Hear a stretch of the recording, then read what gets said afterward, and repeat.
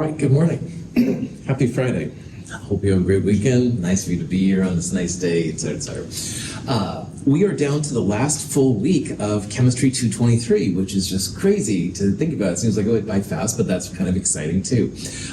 For those of you on Monday's lab, I will see you at 1:10 p.m. on Monday. We'll take the second midterm then, and we'll go next door and do the QA3 lab. And QA3 is a lot like QA1. You'll look for different metals. You don't have to find like amounts or anything like that. But QA3 will be due at the end of lab. So if you have the time at all that before that, I encourage you to look the lab over. You can do the post-lab questions right now.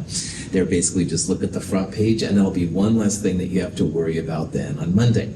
Now, for QA3, like QA1, no open-toed shoes, no sandals, no shorts, stuff like that.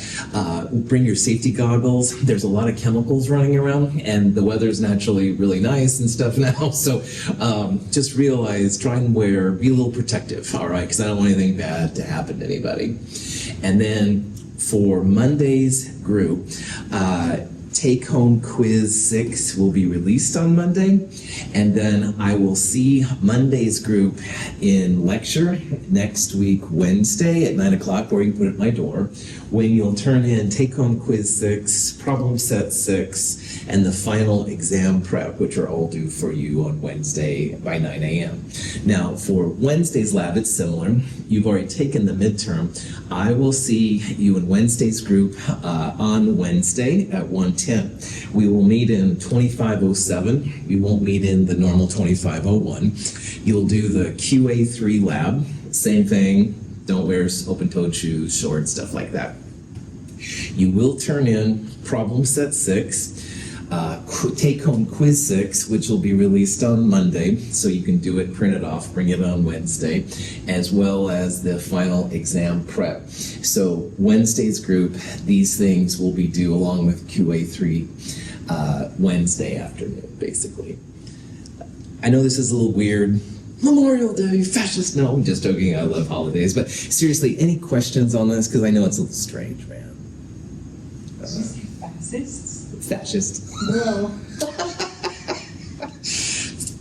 Your instructor is so strange.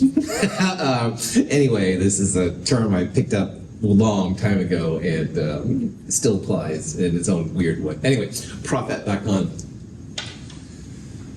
Cool. All right. Good to have you. All right. So what we're going to do now is talk about the last basically chapter. Now, problem set 6 is a lot different than the other problem sets. Problem set 6 is officially over chapters 18 and 19, but I'm not going to talk about 18 at all. Chapter 18 is just an overview of what's called main group chemistry.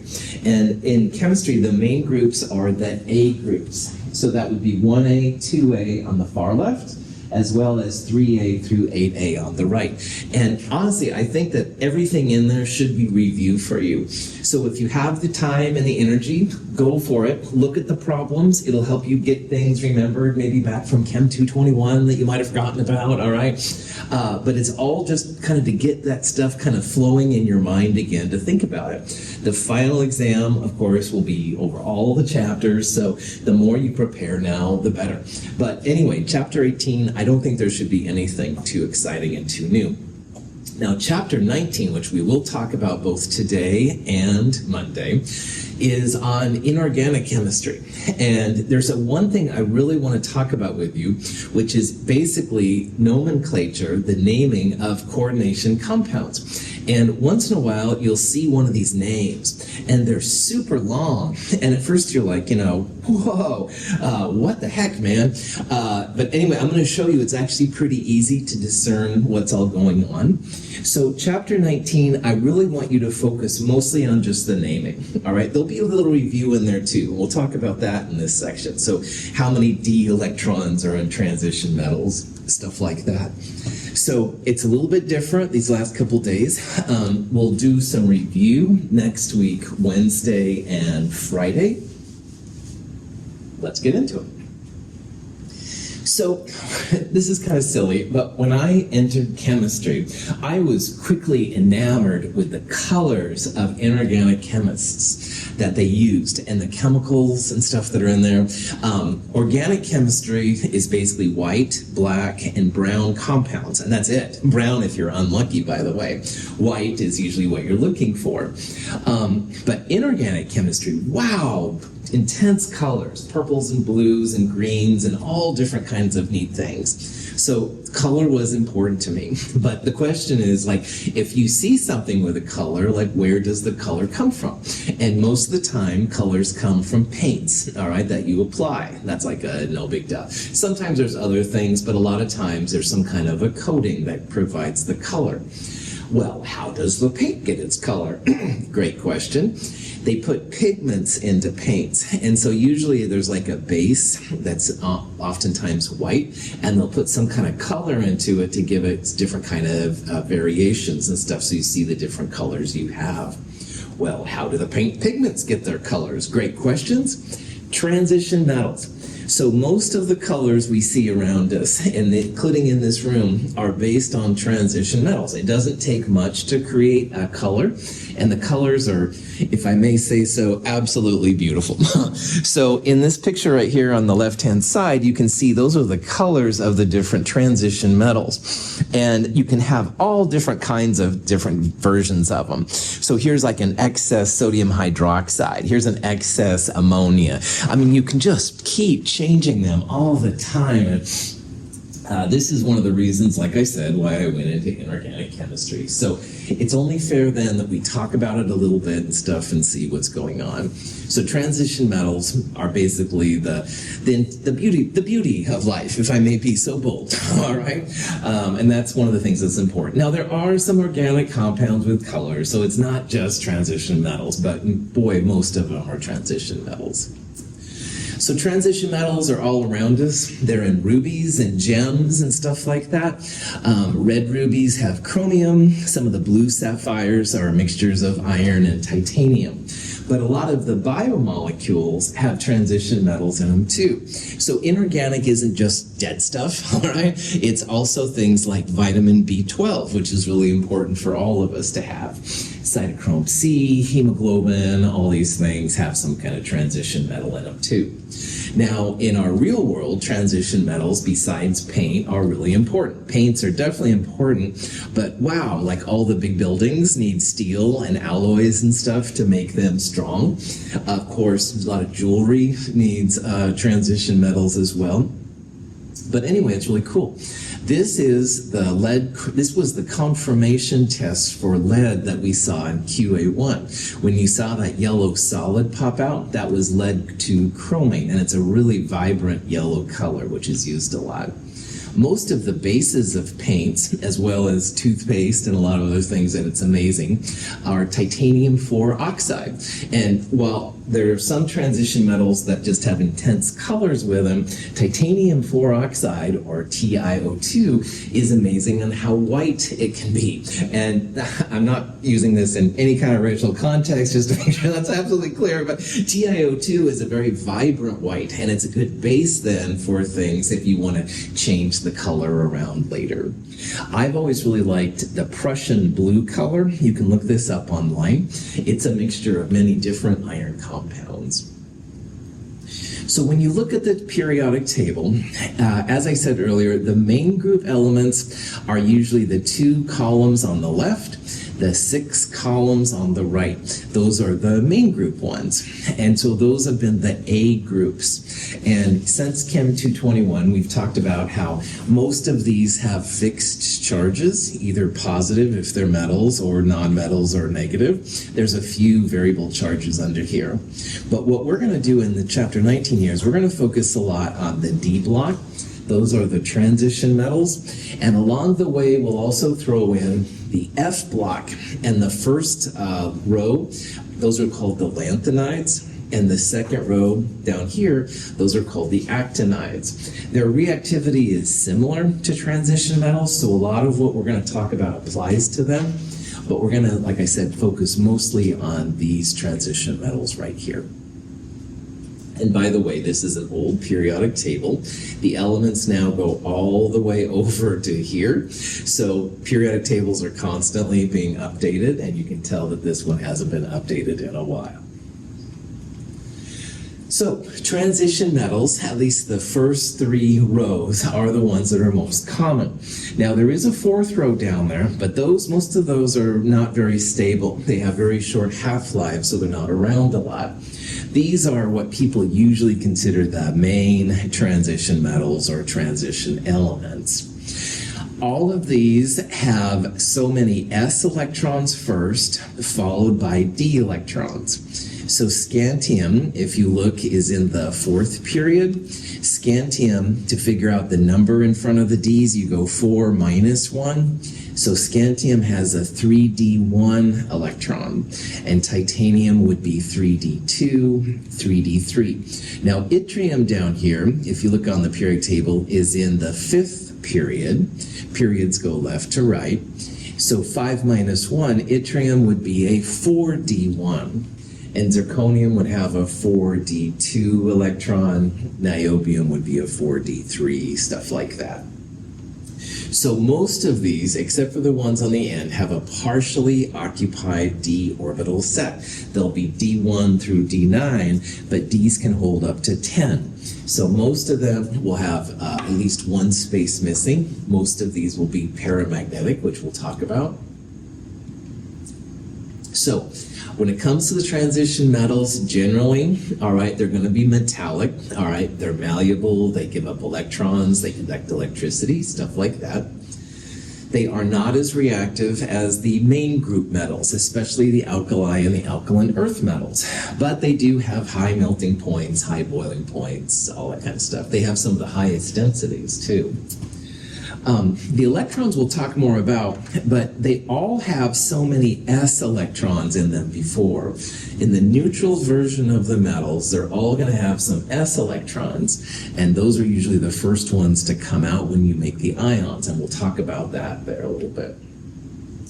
When you're figuring out the number of d electrons, you take the period and you subtract 1, or n minus 1. So on the period table next to me, on the left-hand side, periods go 1 through 7. So scantium, as I said earlier, what you do to figure out the d orbitals, you go to its period, which is 4, and 4 minus 1, scantium has a 3d1 electron. And then over to the right, titanium would be 3d2, vanadium would be 3d3, stuff like that. And all of them are, except for a couple of the stairs elements, are what they call multiple oxidation states, which means you can't predict their charge. So they'll have more than one possible oxidation state or charge. So for example, iron likes to be +2 and +3. Chromium likes to be +3 and +6, but there are other variations within there too. Paramagnetic and diamagnetic ions exist. Now, paramagnetic means they have odd electrons, and odd electrons are attracted to or repulsed by, depending on the situation, magnetic fields. And paramagnetic ions are much more reactive generally than their diamagnetic ones. Diamagnetic means that every up electron has a down electron, and those are usually more stable. Now, the color can be described in these transition metals through something called crystal field theory. And if I had like another week of Chem 223, I would tell you about crystal field theory, but I just don't have time. So if you wish to look forward in the other lecture notes, I do talk about crystal field theory, but this is one thing I just don't have enough time for. And I know you're frustrated, but drop that back. Questions? Okay, so in Chem 221, we looked at electron configurations, and for example, for scantium, if you go backwards to the nearest noble gas, scandium has an argon core, a noble gas core. For S2, it would be potassium and calcium, and then scandium has a 3d1. And one thing we talked about in Chem 221 is that sometimes you'll see scandium listed as argon 4s2 3d1, but here I'm showing it as argon 3d1 4s2, and I'll talk about that in a little bit. Titanium has one more d electron than scandium, so it would be argon 3d2 4s2, vanadium argon 3d3 4s2. Chromium is a troublemaker for the N plus L rule, which is what we use to describe how electrons go in. You'd expect that chromium would be an argon 3d4 4s2 or 4s2 3d4, but for whatever reason, chromium jumps ship. One of the electrons from the 4s orbital jumps ship to the 3d orbital. No one's totally sure why. It's a breakdown of the N plus L rule. Hopefully one day, maybe I'll be lecturing and we'll talk about the Emery addition to the N plus L rule, and there'll be a reason then why they do that. But right now, nobody knows. So this is one of those places where science is not set in stone. Just kind of keep it in mind and stuff, that there's still work left to be done. All right, manganese, iron, nickel, they all follow the pattern. Copper also is a troublemaker. One of the 4s electrons again jumps ship, going to 3d10 4s1. Zinc, though, is back to everything. And a quick reminder, I don't expect you to know the variations like this, and there's several in the transition metal. As long as you know the expected N plus L rule, I'm totally happy with it, but do realize in the back of your mind that there's some weird ones out there, so. Any questions on this? Cool. Okay, so here's a question you might see, and the question is, what's the electronic configuration for neutral cobalt? Okay, and cobalt is CO on the periodic table. It's number 27. Now, we could start with 1s. You could go 1s2 to helium, 2s2 to beryllium, 2p6 to neon, 3s2 to magnesium, 3p6 to argon. But as you can see, what a lot of people do is they use noble gas notation because it just makes it easier to write down. So 1s2, 2s2, 2p6, 3s2, 3p6, that's the argon core. And it's just a nice way to abbreviate this when you're welcome to use that. Now, after argon, potassium and calcium. This is the S block on the periodic table. You use the number to talk about those. So this would be 4s1 for potassium, 4s2 for calcium. So 4s2 to get to calcium. And then cobalt there, scandium is 1, titanium 2, 3, 4, 5, 6, 7. There's going to be 7 d electrons, but you use 4 minus 1, 3d7 to get to there. So the answer is going to be C. You can always add up the superscripts to know how many electrons you have. And for neutral atoms, this works great. So as an example, argon is 18. That would be 18 electrons. And 18 plus 9 more is 27. So that's one other way that you can do it. Any questions on this? I'm trying to kind of make you think about things we may not have thought about for a while, just to get you ready for the final, you know, so. Okay. The variable charges are pretty profound, with a couple of exceptions though. So for example, zinc is almost always +2, and silver we saw in Chem 221 is almost always +1, but most of them have more than one charge. Scandium is most of the time +3, but there have been some +1 compounds discovered recently, and then some of them, like manganese, wow, they're like all over the place. So again, you give me a compound with manganese and say, hey, I've got some manganese chloride. Well, I know chloride's -1, but I have no idea which manganese you're talking about. So you've got to use the Roman numerals to tell the other chemists what it's all about. Cool. So here's another question. How many d electrons does the cobalt 3+ ion possess? Now, I'm going to go back to the electron configuration for neutral cobalt, which was argon 4s2 3d7. And to make cobalt plus 3, we're going to remove 3 electrons. Now here's the important part about transition metals. Higher N, i.e. 4 and 4s versus 3 and 3d, higher N electrons always come out first. So if we're going to remove 3 electrons here, we're going to move these 2 first and 1 of these right here. So cobalt plus 3 would still have the argon core, but it'll be 3d6. All of the 4s electrons are gone, and 1 of the 3d electrons are gone. And that's what's kind of weird about these transition metals. Higher N orbitals go before the lower Ns, so the s orbitals almost always get exhausted first, then you start whittling away at the d electrons. Is that cool? Questions? All right.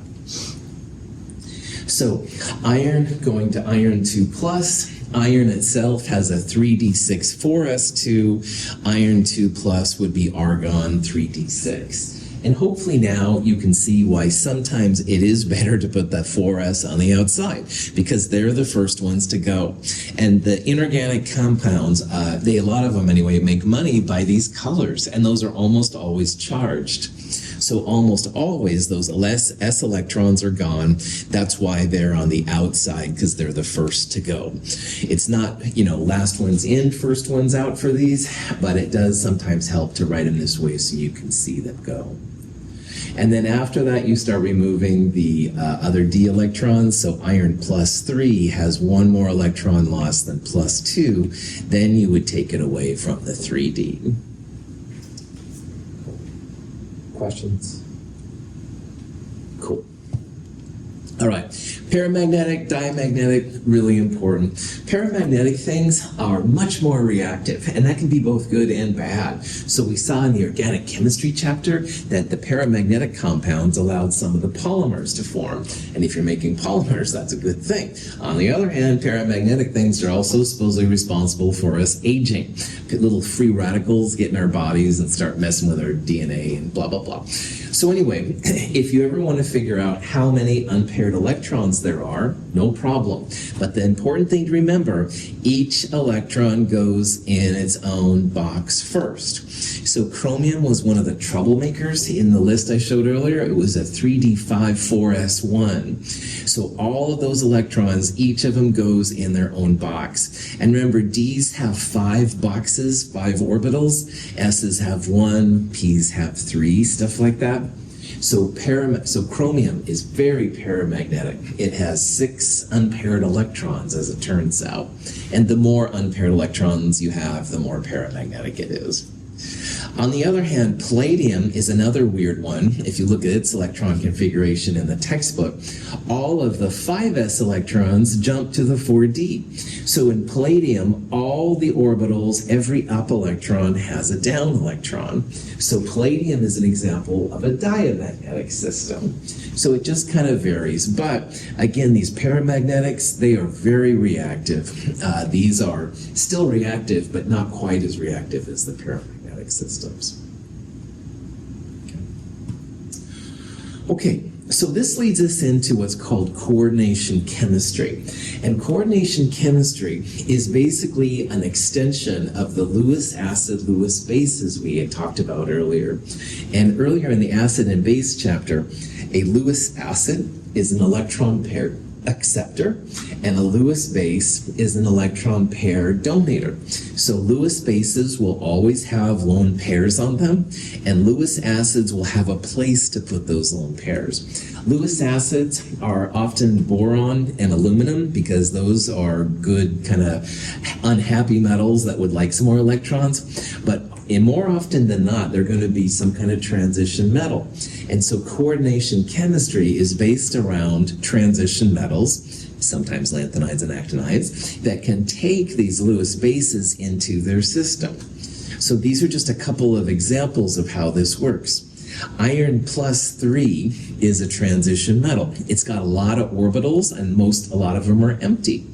And it can actually take on 6 cyanides. So cyanide has a lone pair if you draw the Lewis structure out. The bases go into the acid, and it makes the complex ion, FeCN6 minus 3. And notice how the positive 3 in the iron and 6 times minus 1 for the cyanides, it's like positive 3 minus 6. That's where the minus 3 charge came from. But you don't have to have things with a charge. So this is a nickel and ammonia complex ion. Here, nickel is also transition metal, lots of spaces for putting lone pair electrons. Each ammonia, the nitrogens have a lone pair on it. They go inside the nickel to make this complex ion. So here we have a positive 2 on the nickel. The ammonia is neutral. The overall complex ion is NiNH362+.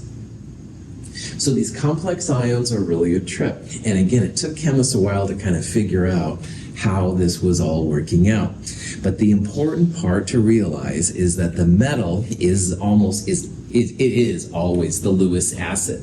It's the center of these coordination compounds and complexes. And the bases, which are oftentimes called ligands, ligands are just something with a lone pair on them, all right? And we're going to go over some of these more common ligands that are happening. So we would call both cyanide and ammonia as ligands, all right, in this world. They're just Lewis bases that can make a connection then to the Lewis acid metal center. Questions? We first saw complex ions in the Le Chatelier's principal lab, and we saw how zinc hydroxide, which is very insoluble, all of a sudden dissolved when you added a bunch of ammonia or extra hydroxide. And that's because all these extra Lewis bases started basically bonding with the zinc, and it took it out of solution, so it looked like your solid disappeared. And again, this drove chemists crazy for a long time. Okay, so a coordination compound just has one or more complex ions in it, all right? And this is where it gets a little weird, but it's totally doable. This is an example of a coordination compound. And notice how there's a square brackets around that part? That's the complex ion. And this complex ion, I know, has a positive 3 center because there are 3 negative 1 chlorides outside of it. The whole compound is neutral, but chloride is still -1 since it's been that way in Chem 221. So this is going to be cobalt +3. Ammonia is neutral. This compound has 2 complex ions in it. It has a cation listed first and an anion listed second. So this whole thing is going to have a positive charge, and this whole side is going to have a negative charge. And then finally, sometimes the compounds themselves are self-contained. They're neutral. So this one is actually a compound that exists by itself. No worries, no charges. So scientists talk about the coordination number, and you can think about that as the number of attachments these things make to the metal center. By far the most common coordination number is 6. So I've shown you a couple of examples now where there were 6, for example, ammonias or 6 cyanides in that first example. Those 6 things bond to the cobalt. These would be coordinate number 6. So they have like 6 linkages to the metal center. You do sometimes, though, see coordinate numbers of 4. This platinum right here has 4 chlorides around it, and each of those chlorides would be one of the coordination number, and since there's 4 of them, it's coordination number 4. And you can even have 2 once in a while. I'll show you some examples of that. But the important part is this: you just want to look at the ligands, all right, and see how many connections they make to the metal center. This right down here is an example of something that has 1, 2, 3 connections. You can see there's the Lewis base making the attachment to the Lewis acid. And by the way, a lot of times these Lewis base, Lewis acids, there's an arrow pointing at the one side, and that shows that the electrons are going into the metal center. And this is actually a coordination part right here too from an ethylene molecule. So these coordination numbers can be useful when you're trying to figure out things about how they react, geometry. Cool. Silver can make a coordination compound with ammonia.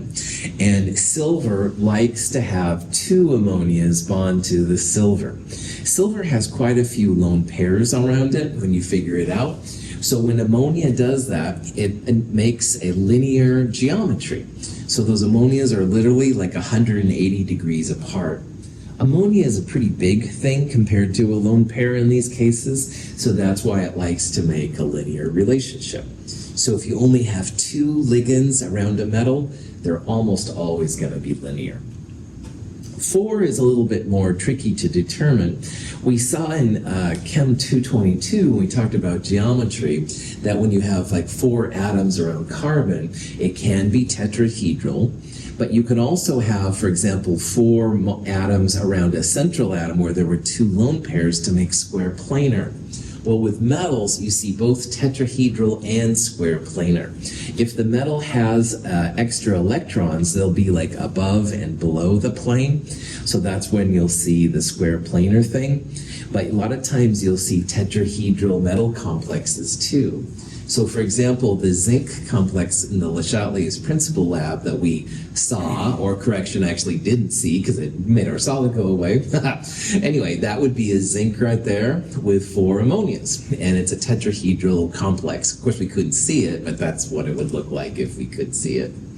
On the other hand, nickel likes to make this square planar thing. So anyway, you don't need to know which one it's going to take, just realize that these are both possibilities.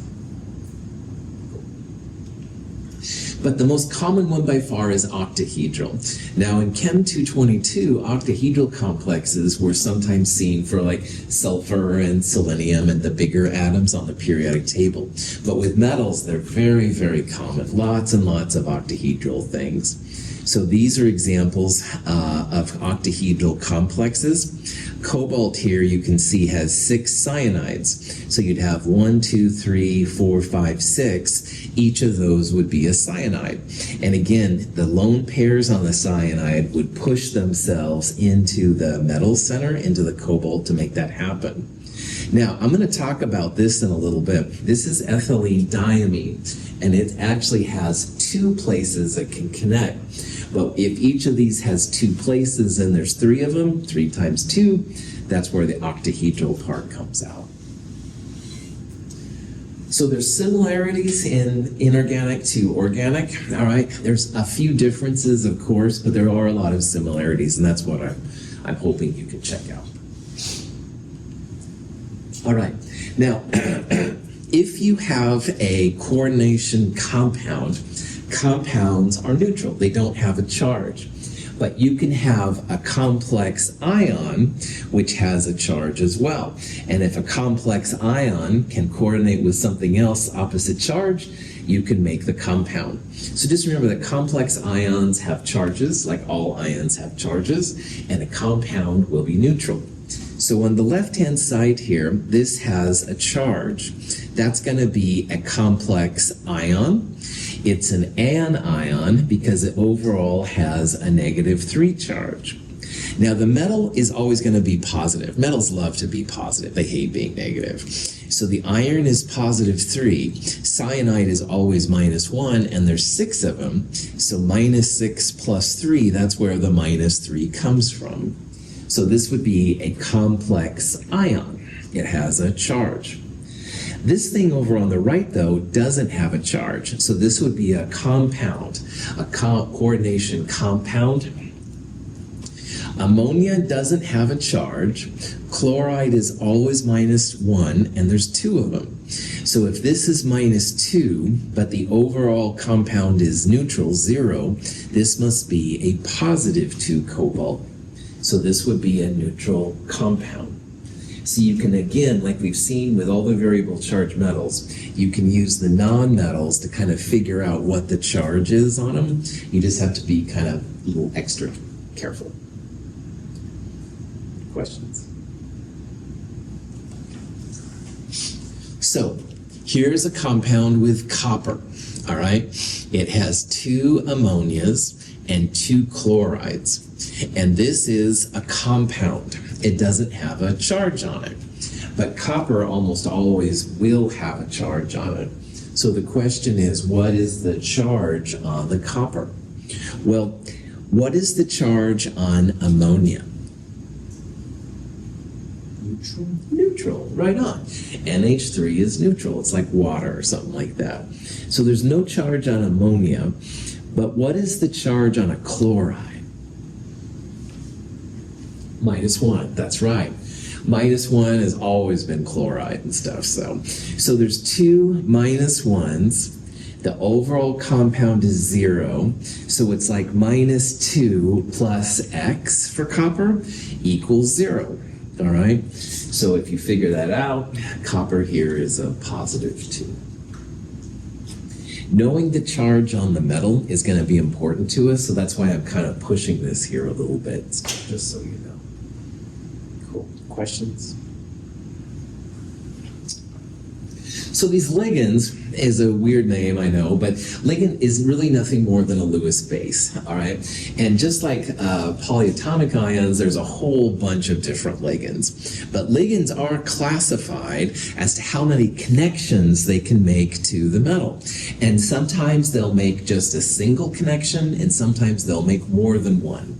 So I'm going to use some terms here in a little bit that use a Latin term, dentate. And dentate apparently is Latin for tooth, all right? So we'll talk about dentate as being the number of connections they can make to the metal. So there are monodentate ligands. Monodentate means one tooth, one connection to the metal. But there are also bidentate ligands that make 2 connections. You can have tetradentate, which would be 4 connections.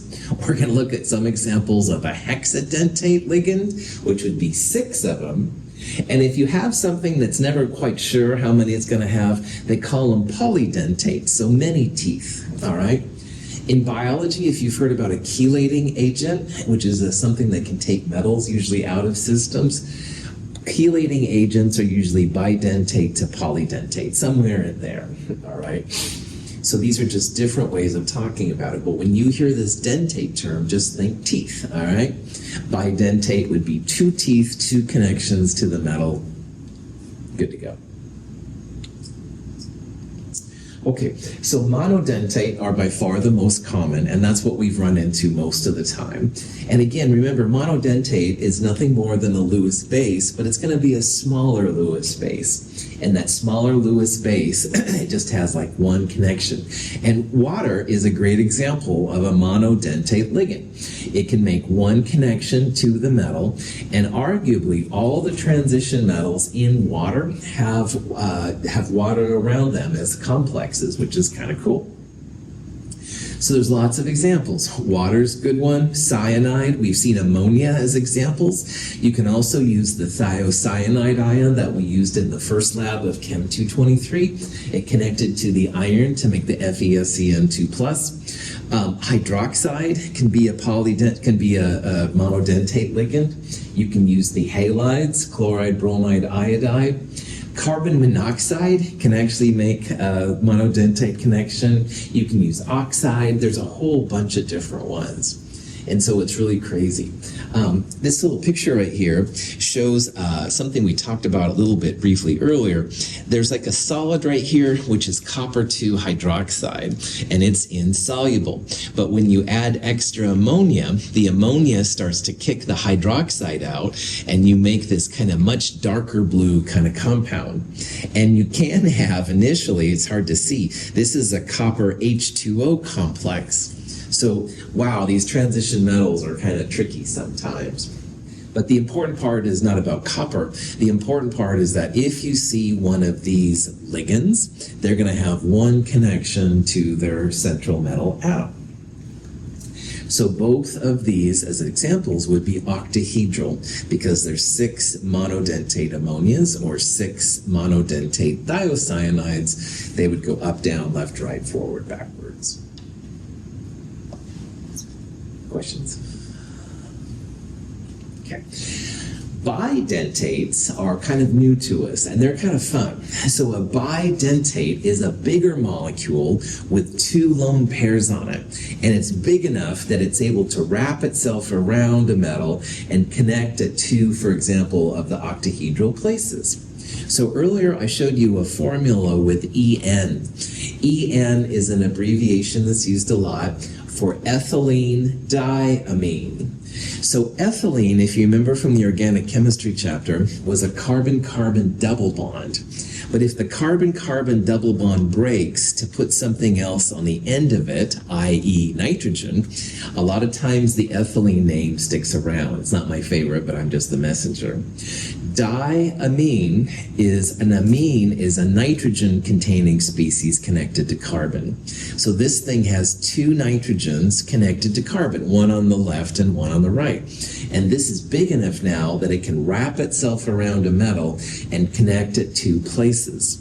So while the last ones were monodentate, only 1 connection, these are all bidentate. Now, I'll show pictures of these structures here in a little bit, by the way. Oxalate is an ion we've run into once in a blue moon. Oxalate is also bidentate. It's got a whole bunch of oxygens around the carbons, and 2 of the oxygens can connect to the metal. It's big enough to make that happen. This crazy thing, you may not know what it is, but ortho, meta, and para were names that were used for some of the benzene rings. And this is ortho. It has a 1-2 connection on it. It's a big molecule. They call it OFEN for a reason. But anyway, when you have one of these around a metal, you will usually have, like for example, if it's octahedral, you would have then 3 of them because each ethylene diamine attaches in 2 places. This is an example with the oxalate ion. Again, each of these connects in 2 places. There's 3 of them, so that would be another octahedral complex. And this crazy thing, orthophenanthroline, is a huge molecule. I'll show it in a little bit. You can only have 1 of these connected to the iron in this location. So there's 2 positions taken up by this, 4 positions taken up by the 4 ammonias, another octahedral complex. What do they look like, Dr. Russell? Great question, random student in the back of the room. Here are the actual structures of these things. So ethylene diamine, di means 2 amine groups on the ethyl group. That's what it looks like.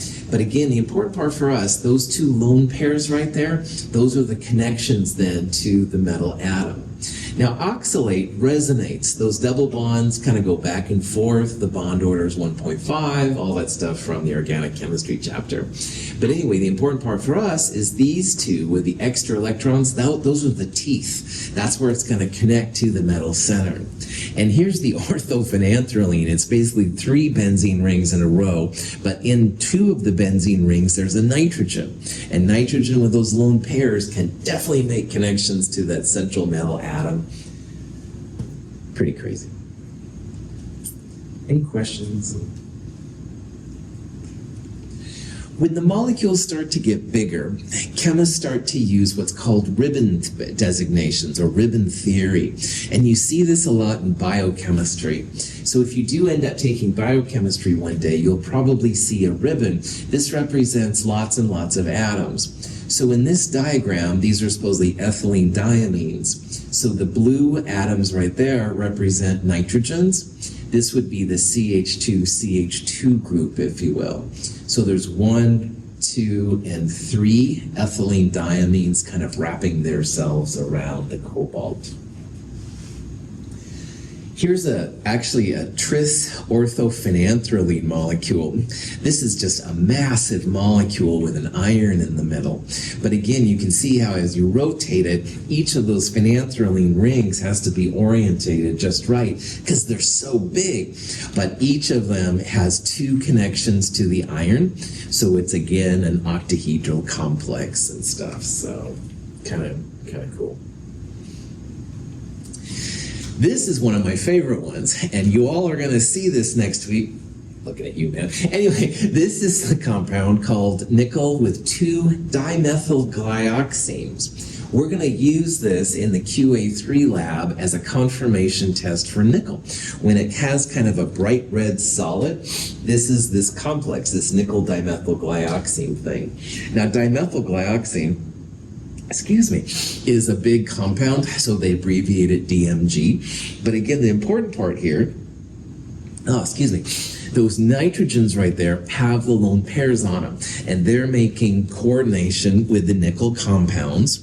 So this one is actually a square planar nickel, all right? There's electrons above and below that. But if you look down here, like here's an OH, and here's an oxygen right here with a bunch of dashed lines right there. Now this is not a dentate interaction. This isn't a ligand. What kind of bonding do you think we have right here between an OH and an O? H bond. H bonding. Nice job, man. Hydrogen bonding. Yeah, hydrogen bonding is really important for these. So this crazy thing has connections in the middle around the nickel, and then there's also hydrogen bonding down here on the outsides. So it makes it pretty stable, and when you see it next week, it's a pretty spectacular molecule.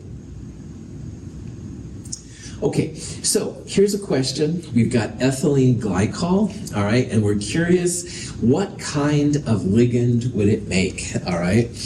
Mono is 1, one-toothed. Bi is 2, tri is 3, tetra 4. 0 dentate is not a real answer, by the way. But anyway, notice that it's a little bit bigger molecule. Imagine hands around the world, all right? But more importantly than anything, look for the lone pairs, all right? So oxygen here has a lone pair, actually 2 of them, which is great. This one also has 2 pairs. So how many teeth do you think this thing would have? Yep, say it. 2. 2, good. I know you wanted to say it, man. I just had to pull it. Yeah, 2 teeth. Each of these represents like a tooth connection, all right? So you could have 1 tooth there, 1 tooth there. It would be 2 teeth, which is bidentate. Thank you for letting me push you there a little bit, man. It could make also a monodentate, but usually it's bidentate. You look for the number of lone pairs, and if it's relatively big, so. Questions on any of that? One of my favorite polydentate ligands to talk about is EDTA. And EDTA is a polydentate ligand, which means it has many different possible connections to the metal center. EDTA is fantastic. It's used a lot in biology and different things as a metal extractor. With all metals, as far as I know, except for group 1A, so no sodium, potassium, lithium, stuff like that, EDTA is great about wrapping around the metal and pulling it out of your system. So if you have a metal contaminant, it does it, and it's 1-to-1. So 1 EDTA per 1 metal atom, which is pretty cool, except for group 1A. If we're very stable water-soluble complexes, which we get now, high formation constants means it forms really readily. A primary standard is a term that means that you can use it right out of the bottle. You don't have to heat it in the oven for a while to get the water off or anything. Just start using it right away. And as a chemist, a lazy chemist especially, that's really important. But the best reason for EDTA, by all means, the movie Blade. Oh, son of my mic. Oh, just a second. Hold on. This is important enough that I'm going to stop it. So I have to do a setting here, and apparently it messed me up there. So, okay, it's great. It's super, primary standard, blah, blah, blah, but used in the movie Blade. Oh, this. Took the trip to the hospital last night. Borrowed some equipment. We have miracle cure. This is EDTA. It's an anticoagulant. We use it to treat blood clots. Now look what happens when I introduce it onto a sample of vampire. Take a step back. The reaction is energetic.